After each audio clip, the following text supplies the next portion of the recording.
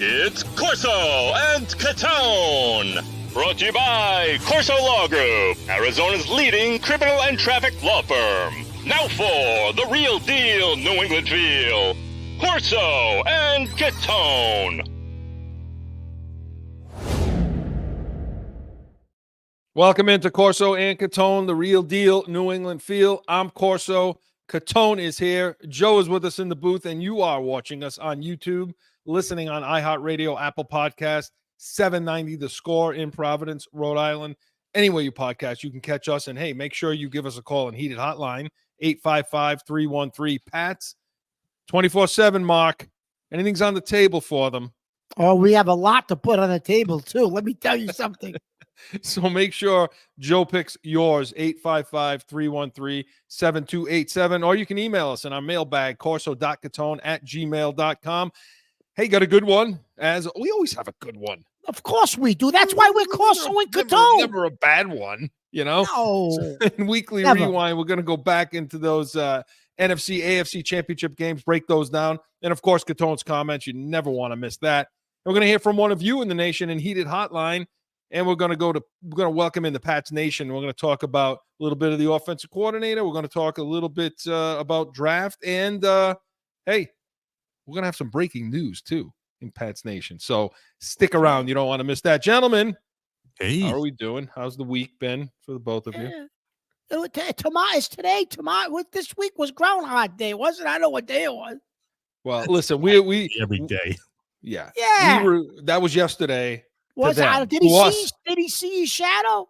Today, it's tomorrow for us. It was yesterday for you people out there watching now us you just totally confused me. Boy. Totally confused. Well, we're recording on Thursday, so, but what we can talk about was the week that was in the NFL, and we're going to do that in Weekly Rewind. Joe? Going back through the week, about a weekly rewind. So the Super Bowl is set, Mark, and it's going to be Kansas City, San Francisco. But I want to go back. I want to look at these these championship games, because there's some things we can pull from this, and some interesting things that happen. But let's go to the NFC game first. Okay. We'll talk about Detroit, San Francisco. San Francisco won that game 34-31 in a comeback win because they were down. It looked like Detroit was going to run away with this thing. It did. Detroit got out early. Yeah, they did. They jumped out. Listen, this is the second game in a row, Chris. San Fran started out slow. They did the same thing against Green Bay.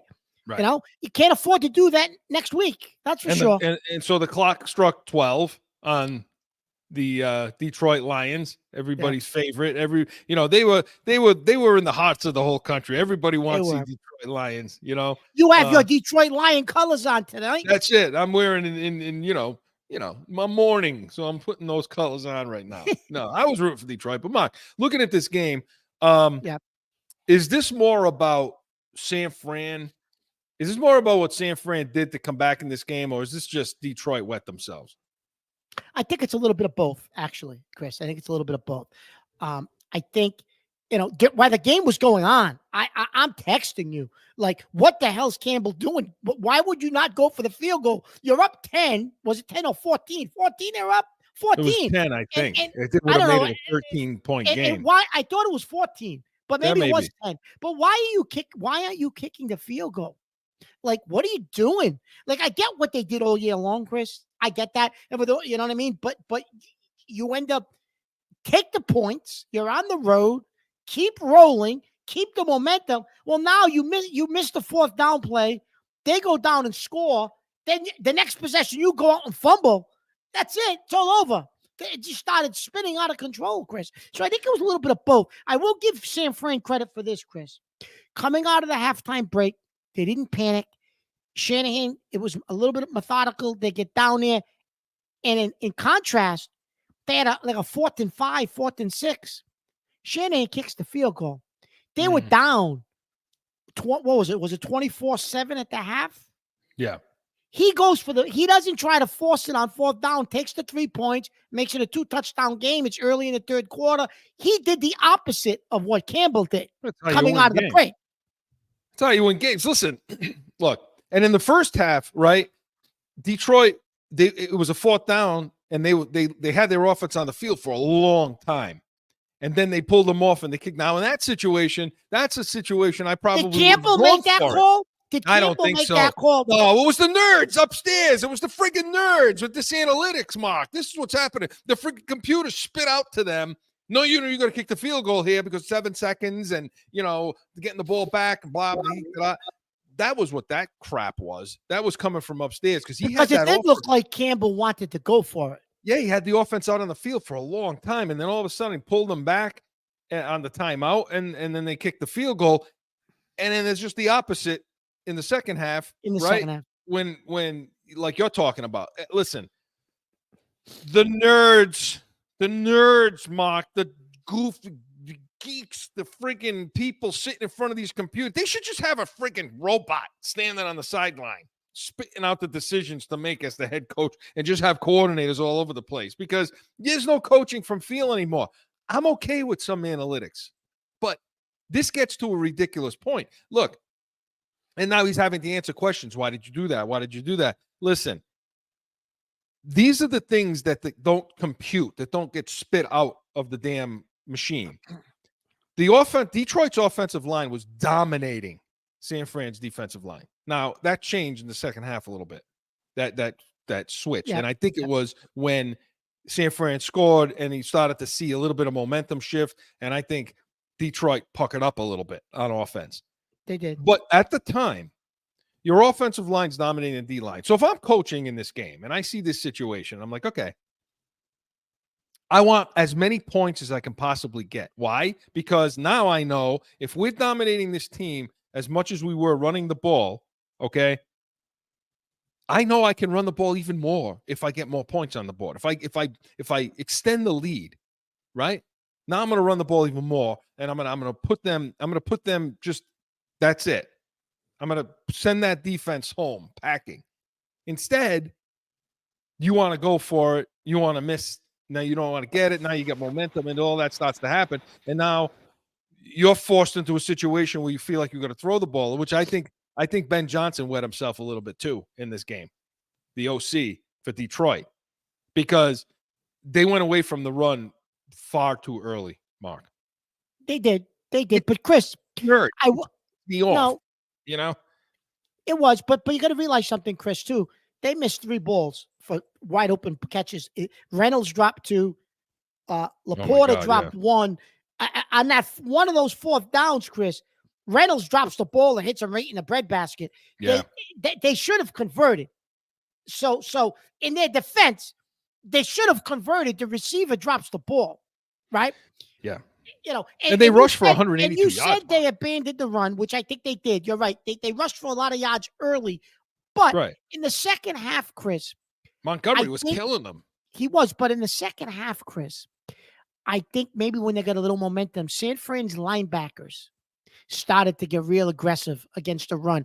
And you noticed a couple of things because you were so disgusted because you were like, that Bentley can't do that. Tell us what they do, Chris, those linebackers. So pissed off. Because they really started to get aggressive in the second half, Chris. And I think realized we're gonna start to pick it up and we're gonna lose this game. Well, they were getting shredded in the run game. I mean, Gibbs too. Montgomery, that combination, Montgomery-Gibbs, they were shredding them and even getting to the edges too. And those B-gap runs and bounce to the outside. Well, I guess it occurred to somebody over there on the defense. When you got guys like Fred Warner and Greenlaw, Fred Warner, by the way, 2018 draft, we took Bentley instead. Anyway, here we go. When you have guys like that can close, they can close on the ball. Well, now you can do things with them where you bring in them both to the play side. So like with Tavai and Bentley, you can't bring both of them to the same side. They're not going to chase down a running back on the other side of the field, is my point. So you had situations where Gibbs would try to kick to the edge, would try to run wide, and you'd have either whichever guy was playing on that side, you'd have Greenlaw or you'd have Warner close to the blocker. They would attack the blocker that was coming up to the edge after them because all those zone runs that they like to that San Fran likes to run. I'm sorry, I said Gibbs. I meant McCaffrey and these guys No, you're right. Yeah. Kansas, That's Detroit. right. You're right. So Detroit, like I'm confusing myself with these Detroit colors today, Mark. But no, Gibbs and Montgomery were killing on the edge. So what they did is they attacked the blocker. So you see Fred Warner come out, a Greenlaw coming to just attack him and drive right through the blocker. And here comes the other guy to make him right. And the tackle's made for a loss. That kind of crap, that kind of closing speed sideline, we don't have it. Period. That's it. Yeah. But that was something they did, Chris, to adjust in the second half. And I still think Detroit went away a little early from the run. And the other thing, Chris, that impressed me was on the San Fran side of the ball, Chris. I know San Fran has the weapons, right? Deebo Samuel was not healthy. He played, got like 80 yards, made a couple of good plays. I think he's got 2 weeks to get healthy. That'll be good for San Fran. But Purdy, Chris, did something. And when we get into the next game, when we talk about Kansas City, Baltimore, Lamar Jackson didn't do. Purdy got out of the, Chris, made the quick decision. He made a quick decision to get out of the pocket and run in critical situations. Yeah. Something that didn't happen in the next game, which we want to get to. No. We're going to do it right after the break. This portion of Corso and Catone was presented by Corso and Catone, the real deal New England Field Saturdays, noon to 1 p.m. Eastern. Sponsorships are available. Make sure your emails, corso.catone@gmail.com. When we come back, we're going to talk Kansas City, Baltimore right after this. I'm seriously. I think I lost my mind. Certainly, it was an exciting show. I want Murray. What? That's crap? it. What is wrong with you? Get him on this damn show. You lost your mind tonight. That's all I have to say. Lost your mind. What are you writing now? So I'm working over here. You're talking about nonsense. I'm working. That's why we are the real deal New England Field. It's going to be real. Friggin' analytics nerds. Oh, you're still on the analytics. Back in with Corso and Catone. Mark, looking at the Kansas City-Baltimore game now. Obviously, Kansas City won that game. We know 17-10. And I have to point out, I have to give him props right now. Who? I don't really want to do that. Who else over here? Joe. Mark said the other day, look, well, first of all, both of us, and it's a nice title, Joe, by the way. Look at the title of the show today, Mark. Mahomes makes us eat. Beep. Yeah, okay. Yeah, we both were wrong. Okay. Where you were right, though, was you said Kansas City won't score more than 17 points in this game. You did say that. I thought we Baltimore would score had 30. no idea that Baltimore would only score 10. What the hell happened over here? I mean, it seems simple to me, but what happened, Mark? First of all, Chris, God damn. Let's talk quickly before we get into Baltimore's offense. On the defensive side of the ball, Chris, in the first half, I was going bananas. What would possess Baltimore to come out in zone against that team and Mahomes? Because, Chris, if you look at the scatter plot of his passers, everything was between 5 and 10 yards. They just ding. And every so often, somebody would get a 15 or 20-yard run after catch. But that's all they did. They just sat in zone, Chris. It was like Mahomes was taking candy from a baby. You were going crazy. And that happened for like the first quarter and a half. That happened. And that's where they got their points. Didn't make any sense to me. I mean, look at the targets. You had Kelsey with 11 targets, Rashid Rice with 9. That's it. Everybody else, Pacheco had 4, but he's a back.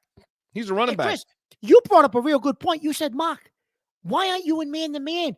Who do they have that scares you besides Nobody. Kelsey? What do they got? Okay, you got Kelsey. Figure out a way to deal with him. But what else do they have? But you can play Kelsey. You can double Kelsey. There was a lot of different ways to double that cat. And you know what else, too? They weren't nothing. No banging him off the line. No reroutes with him. What was the call? We said it. They needed a third down conversion. We called it right off the bat. Kelsey's going to step off the line. They're going to rub. They're going to rub for him. Actually, and nobody's going to touch him off the line. And your son called it. Your son called it. He said, "Dad, watch." Remember, you said he said to you, "Dad, he's going to sit right on the line and turn, and they're going to get it to him." And that's what they did. And because nobody rerouted him, nobody hit him off the line, nobody banged him. Listen, I can't wait to see what Greenlaw and we'll break it down next week. But Chris, I will say this: San Fran played a lot of zone early in that Detroit game too. And I don't know if that's their basic defense is zone, but if they come out and do that against Kansas City, the same thing's going to happen to San Fran. What happened to Baltimore? Mahomes is just going to go down up and down the field against them.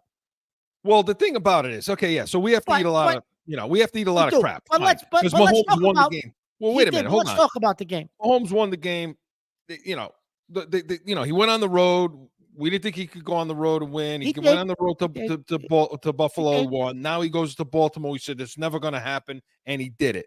But Mark, is it about? And I'm not trying to listen. I'll eat crap when I have to eat crap. So I don't want to hear when you see all the emails coming in now.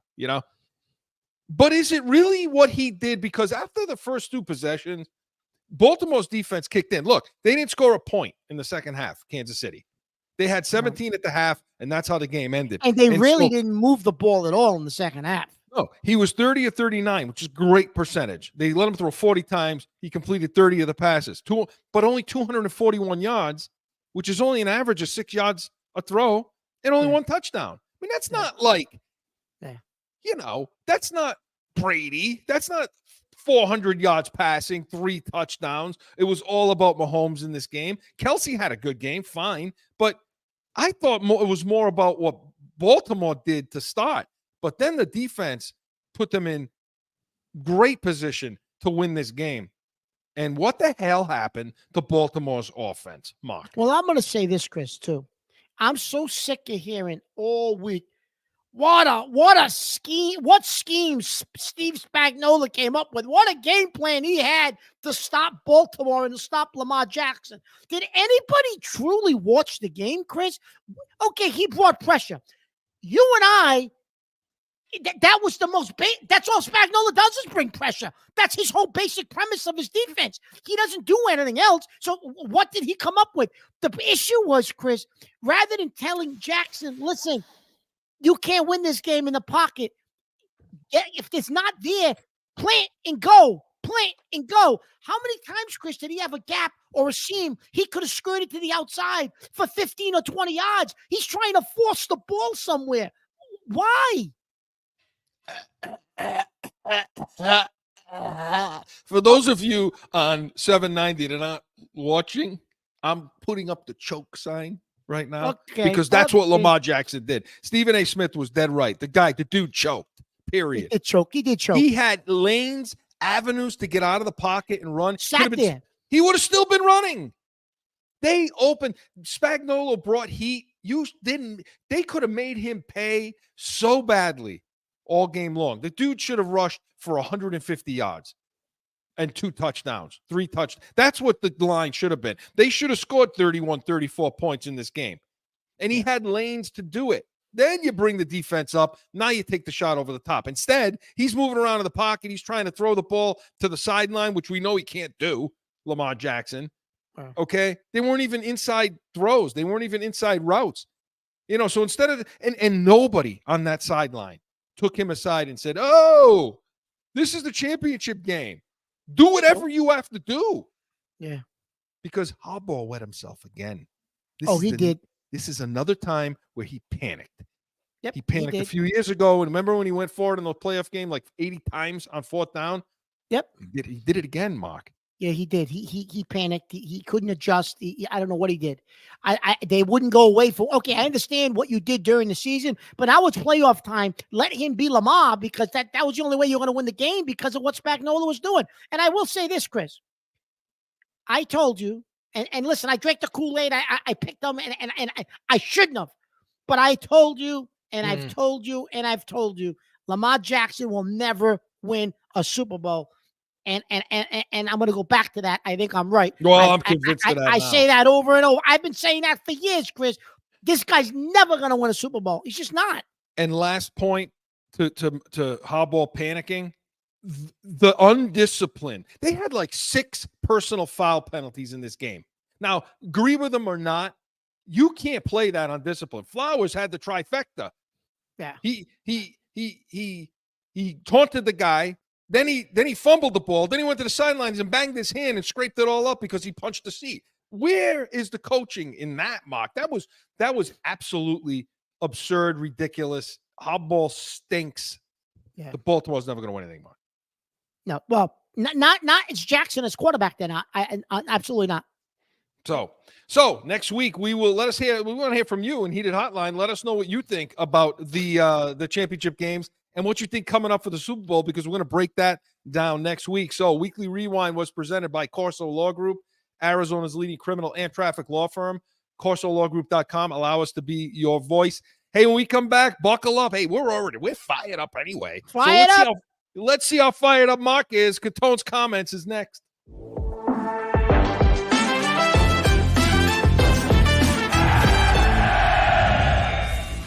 No one ever thinks they will be in need of a criminal or traffic lawyer, but things happen. Corso Law Group is Arizona's leading criminal and traffic law firm. Call or go online to CorsoLawGroup.com and talk with these expert attorneys who I know will help. Time for Catone's Comment! So listen, this past week, I went out to dinner with my wife, okay? And listen, I just have to bring this up. I have to. When I go out, house. Why do you leave your house? Listen. I go out to dinner. I don't go out often because, as Chris said, I don't want to leave my house. But when I go out, I want to be able to enjoy myself, relax, no stress, have a good dinner, maybe have a little after dinner drink, something, and come home. That's all I want to do. But no, it starts before you even get in the restaurant. You can't even park the car yourself. You have to let them, they're going to valet your car. You can't park. I go to the mall, I park. I go to anywhere, a store, wherever I go, I park, I walk. I don't mind walking. My wife don't mind walking. Why do I got to pay or tip a valet to park my car? Why? Then when the car comes back, I'm sitting in the back seat because they adjusted the seat. My legs, a 2x2. I can't even reach the guy. Now I got to play with the seat to get it back to where I wanted it. The radio was blasting. It's like you're in a concert. You can't hear for 3 days after the valet guy brings your car back. The heat is blasting. It's like, what are you touching? What are you touching and playing with? On top of it, he's touching it with his dirty hands because I don't know where his hands were. And he's touching all the stuff that's in my car. On top of everything else, that's before anything happens. So now you go into the restaurant. You want to go in now? Well, I go in. I want to sit down. I want to go to the bathroom, do what I got to do, wash my hands. Okay, great. They got these restaurants. You go to these nice restaurants. They got an attendant in there. An attendant. I don't know. What? In a bathroom. I'm embarrassed. I can't even go to the bathroom. I got somebody watching me like impending danger over my neck, right? So now I got to go wash my hands, and they want to hand me a towel from his dirty hands. He touched it with his dirty hands. I got to wipe my hands with something he touched with his dirty hands. Okay. So now you got to go sit down and eat dinner. Okay, wonderful. Sit down, nice. Order a glass of wine, maybe order an appetizer, order your dinner. Nice. Just want to relax. While you're eating your appetizer, they're coming out with the entree. What are you doing? You can't see that we're eating the appetizer. Why are you coming out with the main course when I'm still eating the appetizer? Like, are you dumb? Where do they get these people from? Like, obviously, let us finish. Take it away. Bring out the main course so it's hot. The key is it's going to be hot. Why? You're going to let it sit there while I finish eating the appetizer. I order a steak. I don't want to eat cold rubber steak. I want the steak hot and juicy. It's a very simple concept. And then, when they bring it out, you order a nice steak. It looks so good, right? They bring it out. It's the size of my big toe. And then they surround it with 1,000 asparagus. I don't care about the asparagus. I wanted the steak that's now the size of my big toe. What the hell am I ordering over here? I just don't understand it. I don't understand it. Then you decide, well, the steak was the size of my big toe. Maybe we'll get dessert. Maybe we'll get something for after dinner. Maybe we'll get, I don't know, piece of some kind of dessert, cake. I don't know what they have. You order that. You want a nice coffee or espresso. You're going to have it with your cake, with your dessert. Okay, great. They bring out the dessert first. And then you're waiting 10 minutes for the coffee or the espresso. Well, what are you doing? It's going to come out together. Or they bring out the coffee first and you're waiting 10 minutes for the dessert. Either way, it's not brought out together. It's like, what are you doing? I understand you want to, then they rush you, then they're bringing you the check. You're still having the dessert and they're sticking the check. Oh, you ready for your check? Listen, I know you want to flip the table because you want to make as much money off of the consumer as possible. But please let me enjoy my experience before I'm going to go in the car and listen to the radio that's blasted. The guy put my seat in the back seat. Before I'm going to go deal with that again, let me enjoy my dinner, please. So, yes, I'm back. Forget New Year's resolution. I'm fired up. I'm back. As you can see, I'm upset about my experience last week for dinner. Okay. I'm fired up. I don't know whether to title this one "Don't Go Out at All" or "Dirty Hands."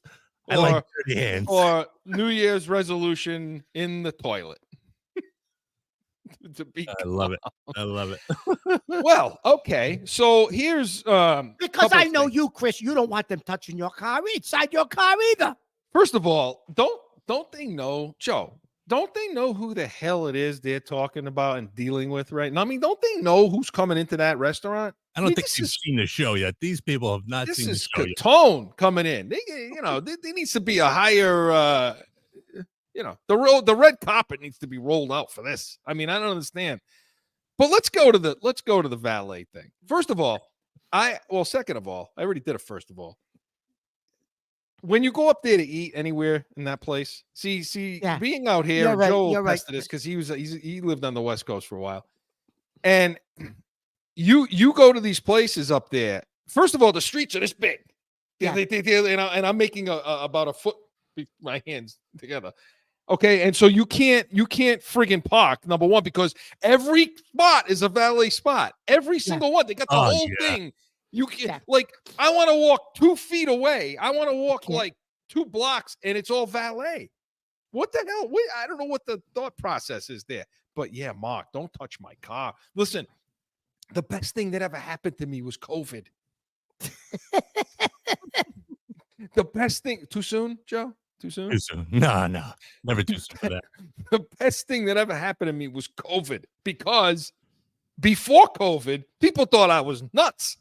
They thought I was crazy. Don't touch my car. Leave me alone. I'm not valeting it. I don't need any of that. Now it's like, okay, normal.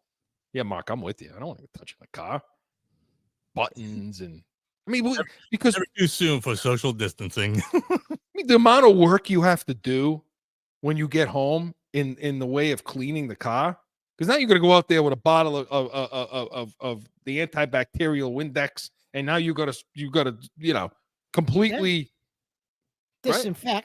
You have to. Some filthy and never animals. mind, Chris. Do you know how long it takes you to get your seat in just the right spot where you're comfortable when you're driving? And now they want to go play with it. It's going to take me 40 minutes to get it back in that spot.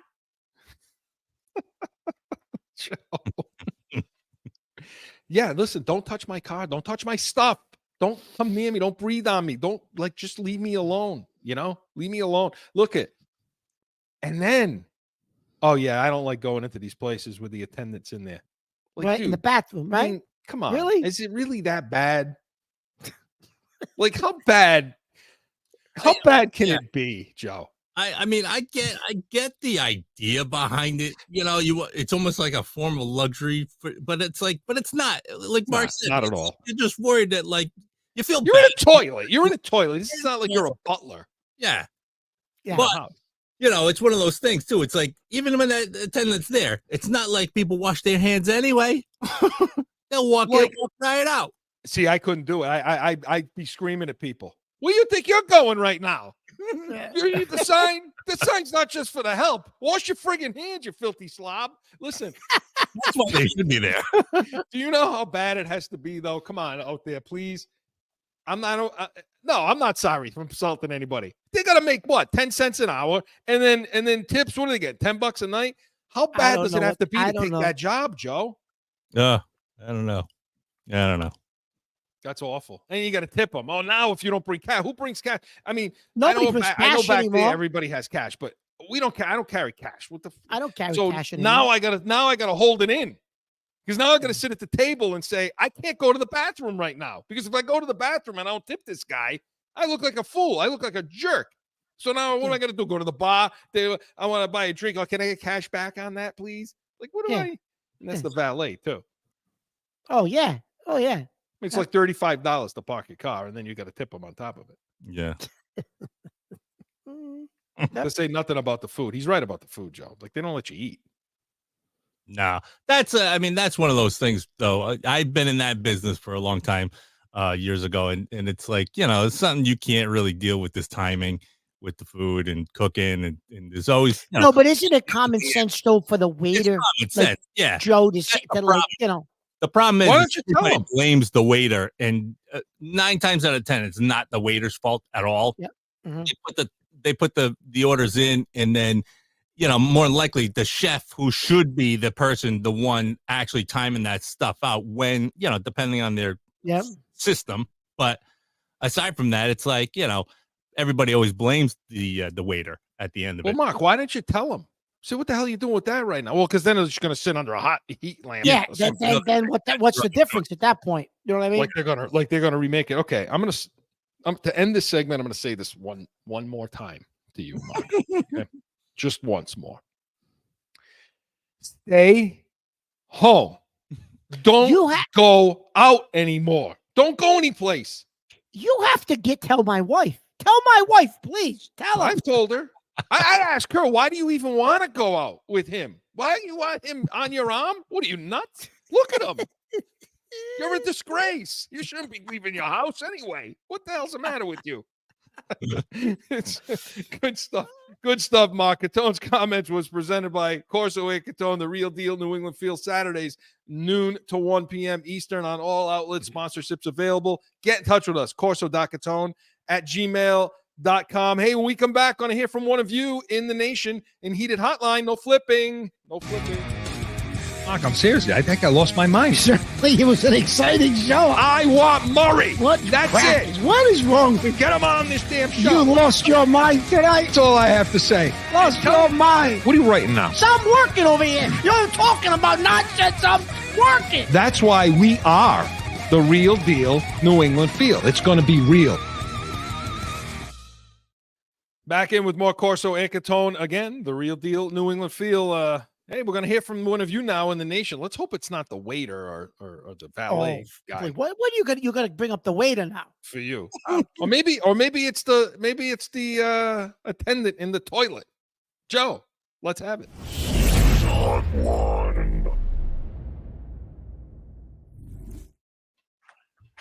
Hey, this is Sal from East Providence. So this nonsense about the offensive coordinator, are you kidding me? With Kraft and Mayo? They don't know what the hell they're doing. So now we are going to have all our lame-ass coaches back and those two morons picking the players. You two should take over the entire operation because those guys suck. Love the show. Yeah, Sal. I love Sal. When he calls, I love Sal. Joe, you sneaky bastard, you. Oh, yeah. You fucking sneaky bastard. You picked that because you knew what the breaking story was today, and we were going to get to it in Pat's Nation. But hey, you know what? Sal brings it up. He brings up the coaching. So breaking today, and of course it's Thursday. It just broke a little while ago that the Patriots are going to name Alex Van Pelt the new offensive coordinator for the New England Patriots, Mark.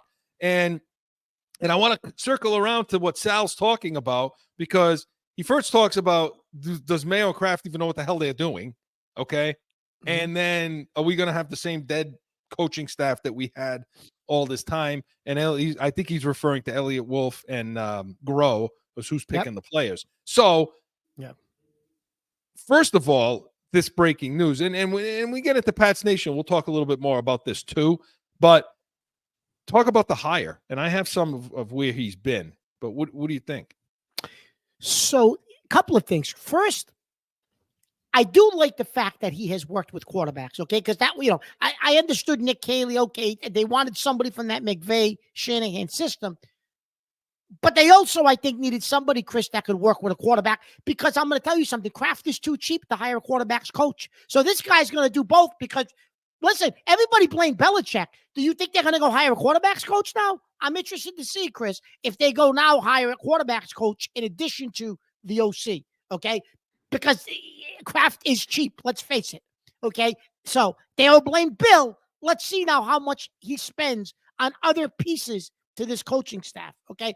But the guy worked with quarterbacks, Chris, which was good. Yeah. He does come from that whole, I think, McCarthy type of, he comes from that Bill Walsh. It's a Kubiak Shanahan West Coast offense. type of thing. I think he's got some variations to it. I don't think it's strictly a Shanahan system, but he does have a lot of experience, Chris.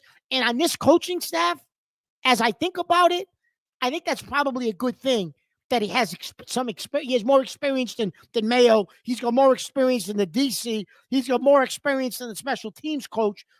So I think I think the fact that he was a player, I think he'll have respect in the locker room, Chris, as well.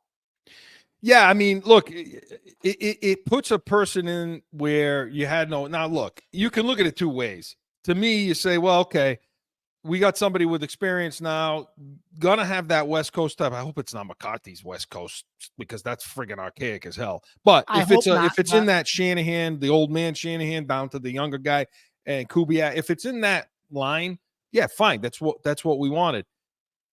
And, just so a little bit of line on him, he was with the Green Bay Packers, and that's where Elliott Wolf, basically the de facto GM of the Patriots now, this goes to show you that he probably is the GM of this team because he had to have a hand in picking this guy, because he worked with him in Green Bay under McCarthy.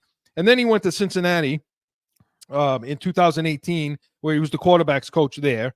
Then he was been with Cleveland since 2020 to now. He got fired this a couple of weeks ago, from Cleveland. But you think that was a power play with Watson, not because this guy was not good at what he was doing. Well, from what I understand, in the short period of time we've had this was not Stefanski, Kevin Stefanski, the head coach of the Cleveland. He didn't want him gone, evidently. That the ownership or the powers that be were not pleased with what they were getting out of Watson, and I guess they blamed him for it. And I don't know that Watson got along with him, and I think that's probably what happened. But my understanding is Stefanski's more of a straight-laced kind of guy, and Van Pelt was the guy that kind of the glue, they called him, where they kind of held it all together, which is a good sign if that's the way it is. I don't put as much stock as everyone else does on the play calling, because what people don't understand, what people on the radio don't get, is the collaboration that goes on and how you're scripting your offense for the week. Now, things come up in the game and you have to adjust, but this guy has been a part of that big time, with Stefanski, with So, Chris, I'm wondering, though, if we'll hire guys like a passing coordinator, and do we get modern? Because under Bill, it was that old system of, will they now get into, it's 2024, we need a passing game coordinator, we need a quarterback's coach, we need, are they going to, I'm wondering if Van Pelt's going to say to Mayo, this is what I need if we're going to do this in 2024, and if Kraft will okay those salaries, Chris. I'm interested to see. I mean, if you want to win, you need to. I mean, shit, they need a whole analytics department, Mark.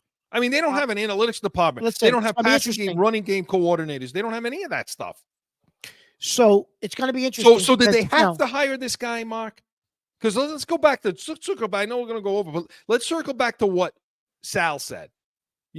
That Mayo and Kraft don't know what the hell they're doing. So was this a hire based on desperation? One, because nobody wanted the job, which is what you were hearing out there, that some of these McVay guys didn't want the job. And two, because they know so little they know so little about that side of the ball that you had to bring somebody like this in? Listen, I think couple of things, Chris. First, you hit it right on the head before this hire happened. Mayo, you said, listen, I don't want Mayo as my head coach. He has no connections in this league. He is nobody he's going to be able to tap to build a coaching staff. You said, get me a young guy that can be my head coach. That's an offensive guy. So the offensive side of the ball is taken care of. It's much easier to build to get defensive minds than it is offense. And you're right, Chris. If you got a guy from one of those staffs, they probably could have drew other coaches from those staffs, from like a Shanahan or a McVay. But now you're stuck with Mayo has no connections, Chris. And you are right. I think Elliot Wolf probably had a connection to Van Pelt. You know what I mean? And I think he might have said, listen, guys, because now words came out that Kaylee might be getting a promotion with the Rams, even though he was supposedly one of the leading candidates. So I think they said, listen, we got to fill this quick or we're going to have a problem. And I think you're right, Chris. I think Elliot Wolf picked the phone up and said, hey, let's bring this guy in because he had a connection to him from when he was in Green Bay. Yeah, because you got the Senior Bowl now. You got free agency is going to start soon. You got to have a philosophy, Chris. What are you doing in free agency? Yeah. And you have to have somebody in the room that knows what the hell they're talking about. See, this is what's irritating about it. This is why we were pissed off about the Mayo deal and the Mayo hire without even. Here's where I agree with Sal. Okay, is you've known that you were going to do this since before the season started. You knew you filed a contract with the league saying that this guy was your successor. Now, maybe you thought it would be 2025. You know, maybe you thought, and that's probably what happened. But all indications were that after that Frankfurt, Germany game against Indianapolis, the Crafts had decided, you know. Yep. So you're telling me since October, the management of this team, ownership, didn't have a clue, couldn't figure something out as to where would they be going, how would they conduct their interviews, what type of thing they would want. See, this is the problem. When you haven't done something in 25 years, you don't know what the hell you're doing. Sal's right. Yeah. He's right. No, he's right. He's definitely right. It's been 25 years, right? Of course it has. But listen, Chris. He's not the same dead coaches that he's talking about. We're starting to see some new blood coming in. We are. And I'm going to tell you, this kid Van Pelt, according to a couple of sources in Cleveland, they said he's a great football mind. So they're not bringing in a dummy. The guy's a smart guy. No. And I think he probably knows. And he took snaps on the center, you know? He did. And I think he knows, Chris, what it's going to take to run whatever he wants to run. I think he will have a vision for that. I just wonder if they'll allow him to actually build out a coaching staff that fits what he wants to do. Yeah. Not only that, but the players, Mark. They're going to allow him to get the players in, a la Marvin Harrison Jr. Well, that remains to be seen. But the other thing is, with the staff that Mayo is putting together, it's a staff, though, Chris, I believe, that is going to be a staff that has the respect of the players. You've now got a young DC. He really related to the defensive line. I'm sorry, Covington. Covington's your DC. The guy they brought in from the Rams, supposedly a real bright guy, was an assistant special teams guy there. They're making the special teams coordinator. I know the Rams special teams struggled this year a bit. They did. But from what I'm hearing, Chris, he's a real bright. Can't be worse than us. We were last. But from what I understand, Chris, this kid's a real smart, young, up-and-coming guy. So, listen, let's give him the benefit of the doubt. His staff is now in place. Now, the next phase is the real staff. Does Van Pelt, is he allowed to bring in the ancillary pieces it's going to take to run this team like a 2024 football team and not Bill Belichick's style? And that's why I think it was so unattractive. Because there's so much that's needed. They need every department you can think of in the modern day football. an analytics department, a passing coordinator, a running game coordinator, a game day coordinator. You need assistants, quarterback coaches, running back. I mean, you need it all. But is Kraft up to date with that? And is he going to allow them to become modern? That's the question. Because he can't blame Bill anymore. Well, that's we'll what Bill see. put together.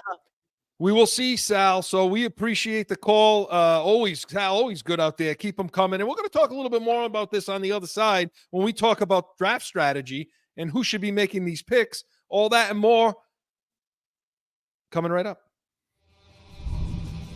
No one ever thinks they will be in need of a criminal or traffic lawyer, but things happen. Corso Law Group is Arizona's leading criminal and traffic law firm. Their 20-plus years experience and attention to detail has helped thousands of people who found themselves in a situation in Arizona. Whether it's a traffic ticket or more serious issue, talk with these expert attorneys. CorsoLawGroup.com. Back in with more Corso and Catone, the real deal, New England feel. All right, we got the coach in place now. Now let's talk about some of these players and who they're going to put on this team. Let's welcome in the Pats Nation, Joe.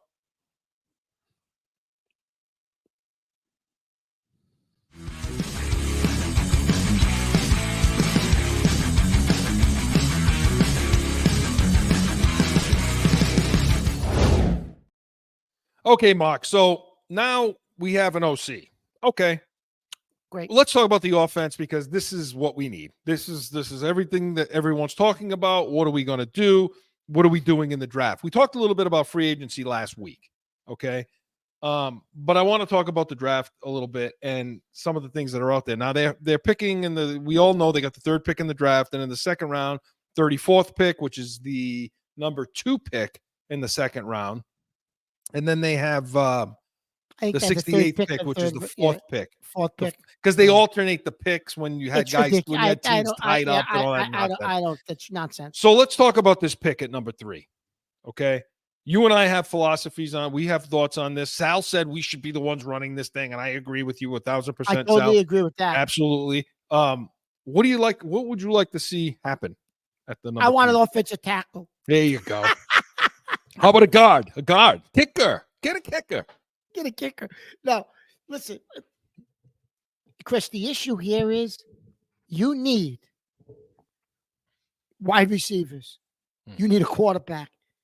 You do need offensive linemen. You have no tight ends under contract. Like, you need everything. The offense needs everything. And I'm not even talking about the defense. Does the defense need a couple of pieces maybe still? Yes. Just on offense, Chris. You need everything. Everything. Okay. So I think that's partly why you didn't have OCs knocking on the door to come in here, right? So what the hell are they going to take then? Give us something. What do you want? What are you going to take at number 3? With the third pick in the draft, the New England Patriots select Marvin Harrison Jr. Oh, the Ohio State University. Because Absolutely. I know, listen, you know me. I've been screaming for a number 1 receiver for I don't know how many years, even though you want to keep taking corners every year. You know what, Joe? Listen, you Joe, want to stack up the corners. I'm going to quit the show. If he keeps talking like this, you don't even bring him up. Don't say the name. Don't do it. I'm telling you, go. What? No, I honestly, Chris, and I know people are saying, well, this draft's big on receivers. You can trade down. You could go down to like the 8th pick, take a tackle, get collateral, still take a good receiver later in the first round, early second round. There's so many of them, and get draft capital because you need to have so many open needs. Or you could take the quarterback. Well, listen, go after Fields, Chris. You were the first person. I'm going to give you credit now. You were the first person 6 weeks ago who threw out the Justin Fields theory about getting him from Chicago and taking Marvin Harrison and then building it, the rest of what you need through the draft and free agency. And now all of a sudden this week, everybody's talking about Fields. It's like they watched the show and now they're copying what you said because nobody was on Fields. Now everybody's on Fields. Well, I agree with that philosophy, Chris. Try to go get Fields, draft Harrison. Listen, everyone, forget you can get a receiver later in the draft. This kid is a generational receiver. I don't know if anybody understands what that means to your offense. If you get that guy changes your offensive philosophy. You get I don't know what these people realize. You get a built-in receiver coach. You know what I mean? That's You don't true. have to worry about it. That's Look, true, Joe.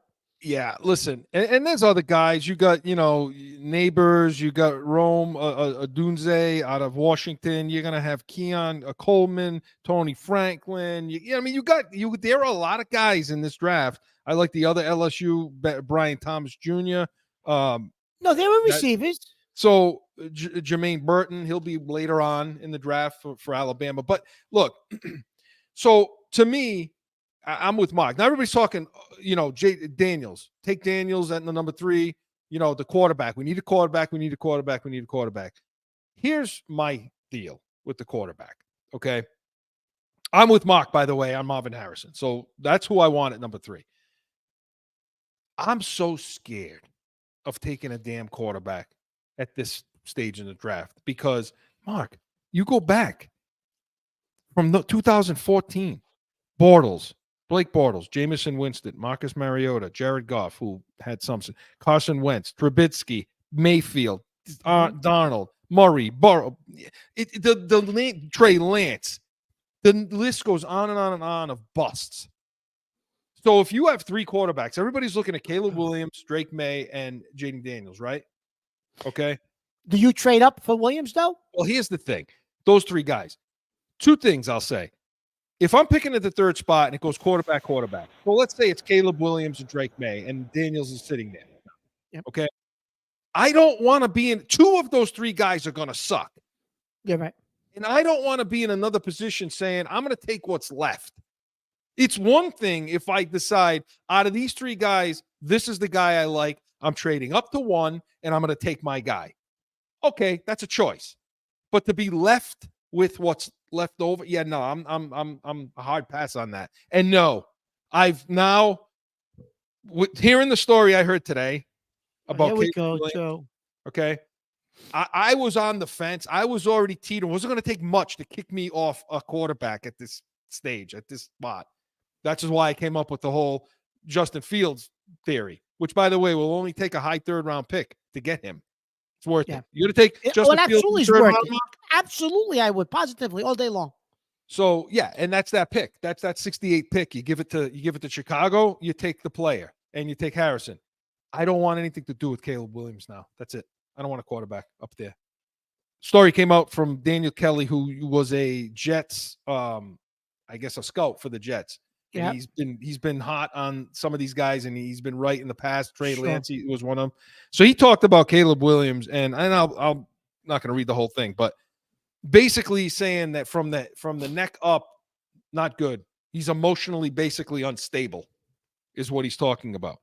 He talks about from painting his fingernails with obscenities aimed at opponents, refusing to shake hands. Okay, we all saw what happened in the one game where he jumped up into the stands and was crying, uncontrollably sobbing to his mom.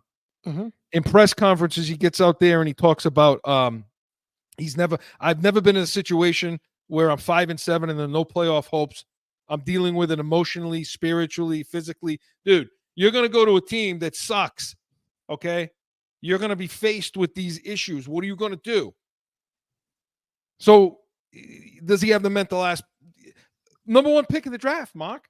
How many times? No, I don't want to. Right. I don't want anything to do with him. Okay. Well, I will say this, Chris.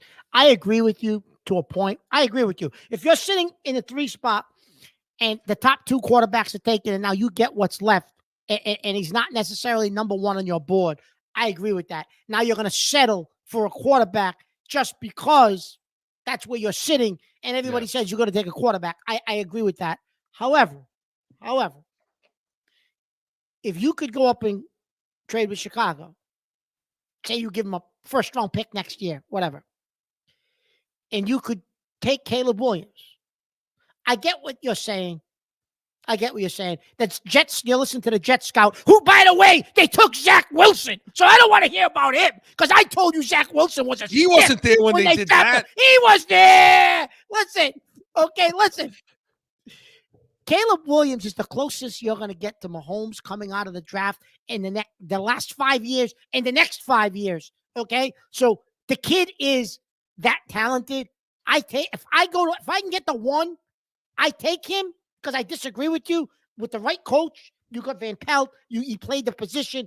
The kid is going to be a stud in this league. Drake May will probably suck. I think Drake May's a glorified Derek Carr. I don't like him.